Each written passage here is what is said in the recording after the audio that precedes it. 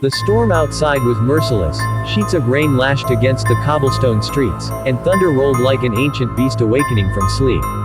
Inside Finch's clockworks, the only sound was the steady tick-tock of 100 clocks beating in strange harmony, each one slightly out of sync with the others. Harold Finch, a quiet man in his late 50s with silver hair and weary eyes, sat hunched over his workbench. The soft glow of a single desk lamp illuminated brass gears, tiny screws, and delicate watch hands spread before him like a metallic mosaic. This was his world, one of rhythm, precision, and quiet. He was about to close for the night when it happened. Knock, knock. The sharp sound startled him so badly that a gear slipped from his tweezers. No one ever came this late. He looked at the wall clock, 11:47 p.m. Strange, he murmured. The knock came again, louder this time, followed by a voice muffled by rain. Mr. Finch, I need your help. Harold hesitated. He wasn't expecting anyone, and the streets were usually empty at this hour. Still, something about the tone, firm yet calm, drew him in. He shuffled to the door and unlatched it. A tall man in a long dark coat stood there, soaked from the downpour. The brim of his hat hid most of his face, but when lightning flashed, Harold caught a glimpse of sharp gray eyes, steady, unreadable. Come in, Harold said, stepping aside. The man entered silently and set a velvet-wrapped object on the counter. I was told you fix rare timepieces, he said in a low voice. The kind that shouldn't exist. Harold frowned, confused. I repair clocks, not fairy tales. The stranger smiled faintly. Then perhaps this will interest you. He unwrapped the bundle. Inside was a clock unlike any Harold had ever seen. It was small, perhaps the size of a dinner plate, made of obsidian black metal with silver inlays that shimmered like moonlight. But what truly unsettled him were the markings. Instead of numbers, the clock face bore 12 symbols: a sun, a crescent moon, an eye, a serpent, and others Harold couldn't recognize. Even stranger, the hands were moving backward, gliding in perfect silence. Harold blinked. You've modified it to run in reverse.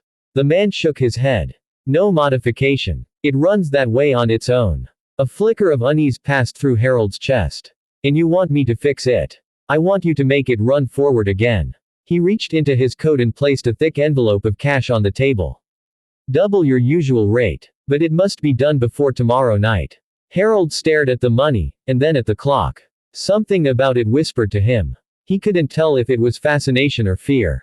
Where did this come from? The man's lips tightened. Let's just say it's been waiting a long time to be repaired. Thunder boomed outside, and the lights flickered.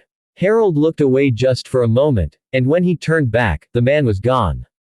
Gone. No door creak. No footsteps. Only the faint scent of wet earth and cold air remained. On the counter, the clock was ticking backward, glowing faintly blue in the dim light. Harold's pulse quickened. Impossible, he whispered. He picked it up, turning it in his hands. The metal felt warm, almost alive. For a moment, he thought he heard something faint beneath the ticking. He leaned closer. A whisper. Soft. Distant. Repeating the same phrase over and over. Greater than, time belongs to no one. Harold dropped the clock in fright, and it landed with a dull thud, still ticking. He backed away, trembling. It's just my imagination, he muttered. Just the wind. But the whisper didn't stop. All night, the sound of backward ticking filled the small shop. Every clock on the wall, every single one, had started to tick in reverse. When morning came, Harold found a note taped to his front door, written in elegant cursive. Greater than, thank you for accepting. Midnight awaits. A friend. He looked back at the black clock sitting on his workbench. Its hands had stopped at 11:11. And for the first time in his life, Harold Finch, the clockmaker who never believed in ghosts or fate, realized that time itself had just knocked on his door. Morning came reluctantly. The rain had stopped, but the clouds still hung low over the small town, smothering the daylight like a heavy blanket. Harold Finch hadn't slept a minute. The strange clock sat on his desk, silent now, its hands frozen exactly at 11:11. He stared at it from across the room while making his tea, hoping the night had been a dream, a figment of exhaustion and imagination. But when he blinked, he saw it, a faint blue shimmer rippling across the clock's surface, there and gone again. His stomach turned cold. He couldn't ignore it anymore. Something inside the machine was calling to him, whispering with invisible threads that pulled at his curiosity and fear alike. By mid-morning, he had cleared his workbench and begun to carefully disassemble it. Screw by screw, cog by cog. The back panel came off with a soft metallic sigh, revealing a tangle of delicate gears and an intricate series of brass plates engraved with symbols, the same ones from the clock's face. But behind them, wedged deep inside the frame, was something unexpected. A folded piece of parchment, old and brittle, sealed with a drop of the same crimson wax that had marked the envelope from last night. Harold hesitated, then broke the seal. Inside was a hand-drawn map, a detailed sketch of his own town. But it wasn't modern. The streets were slightly different. Landmarks were missing or misplaced, and at the very center of it all, on his own street, a red X had been drawn, directly beneath his clock shop. He frowned. Beneath, heart pounding, he grabbed a lantern and descended the narrow wooden stairs into the cellar. The air down there was damp and smelled faintly of rust and age. He searched the stone walls for any sign of an opening, tapping them lightly with his hammer. For half an hour, nothing. Then, a hollow thunk. He froze. Tapped again. Thunk. That wall wasn't solid stone. Harold grabbed his chisel and started scraping away the plaster, bit by bit, until his hands struck wood, a small door, barely large enough for a man to crawl through. Its hinges were corroded, and no handle remained, but he managed to pry it open with effort. A wave of cold air swept over him. The passage beyond was narrow and steep, carved into the earth itself. Cobwebs clung to his shoulders as he climbed down, his lantern throwing long shadows that danced like ghosts on the walls. The deeper he went, the colder it became. Then, the tunnel opened into a circular chamber. Harold's breath caught in his throat. The room was filled with clocks. Dozens, maybe hundreds, of them. Every shape, every size, arranged neatly on stone shelves, all covered in dust. But what made his skin crawl was that every single one was ticking backward, their hands moving in perfect unison. A low humming filled the chamber, mechanical, yet alive. In the center stood a massive mechanism, like the heart of an unseen clock tower. Gears turned slowly, metal arms clicked and clanged, powered by no visible energy. Harold approached in awe. His reflection shimmered across the polished surface of a large brass disc. Etched into the wall above it were the words, "Greater than, those who control the hours, control the fate." He shivered. What is this place? As if in answer, one of the clocks on the shelves chimed, a deep, metallic note that echoed through the chamber. Then another joined in. And another. Until every clock was ringing at once, a cacophony of backward bells that filled the air with unbearable vibration. Harold fell to his knees, covering his ears. The lantern flickered violently, shadows spinning like the gears around him. Suddenly, the large mechanism in the center clicked. Its massive hands aligned at 11:11, and everything stopped. Silence. When Harold opened his eyes, the glow was gone. The humming had ceased. Every clock stood still. He looked down at his own wristwatch, also frozen at 11:11. What have I done? He whispered. He turned toward the tunnel to climb out, but the doorway was gone. The wall where he had entered was now solid rock.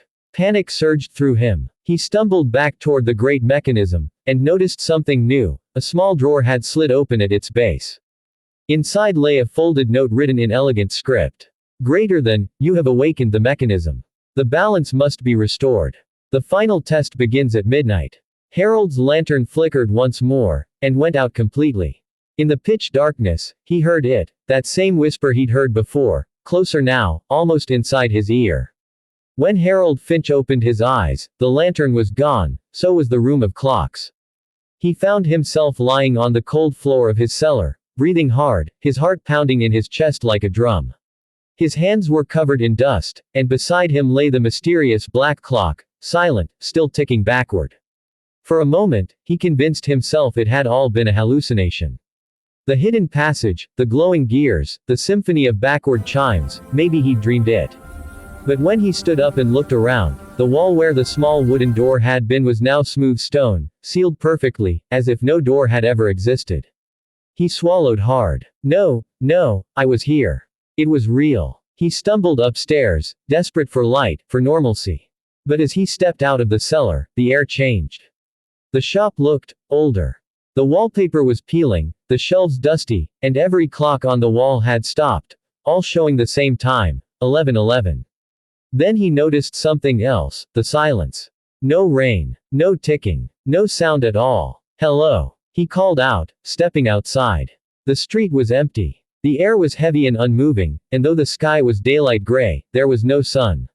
Houses stood like silent tombs, and a faint mist curled around the cobblestones. He hurried down the road toward the town square. Normally, this place buzzed with life, carriages, chatter, the smell of roasted coffee. But now it was completely still. And at the square's center stood something he had never seen before. A clock tower. It was enormous, reaching up into the gray sky, made of black metal that shimmered faintly blue, just like the strange clock he'd repaired. Its great clock face bore the same 12 symbols: the sun, the eye, the serpent, turning backward in slow, deliberate motion. Harold's breath caught. That's impossible, this tower doesn't exist. Then he saw him, standing at the base of the clock tower, hat brim low, coat dark as night, the same stranger from before. He looked untouched by the storm, untouched by time itself. Took you long enough, Mr. Finch, the man said calmly. His voice carried clearly, though the air was still. Harold stepped closer, anger and fear twisting inside him. What have you done? Where is everyone? They're still here, the man said, glancing around. Just paused. The stranger smiled faintly. You fixed the clock. You reset the mechanism. And now, the town stands between seconds. Harold shook his head, backing away. That can't be true. Oh, but it is. The stranger's eyes gleamed with something ancient, almost inhuman. Time must always have a keeper, Harold. The last one failed. The burden is yours now. I don't want this choice, the stranger said softly, was never yours to make. Lightning flashed silently in the sky, no thunder, just a bright white light illuminating the town in eerie stillness. Every shadow froze mid-motion, like a painting. The clock tower began to chime backward, deep tones rumbling through the air. With each strike, Harold felt his heartbeat slowing, as if the tower was stealing his seconds away. Stop it, he screamed. Please. The stranger extended his hand. All you need to do is accept. Wind the clock. Keep the hours balanced, and they will live again. But fail, and this moment will remain forever. Harold's hands trembled. You're lying. The man smiled. Am I? Harold looked around at the frozen world, at the faces locked mid-step, at the raindrops hanging motionless in the air. He thought of the whisper, the message, the note. Greater than, those who control the hours, control the fate. Was this his fate now? To live between seconds, alone, as the world slept. The stranger's voice softened, almost pitying. Every tick you've ever heard, every second you've repaired, they've all been counting down to this moment. Time chooses its keepers carefully. Harold's breathing slowed. He turned toward the clock tower. Its gears turned backward, glowing faintly blue.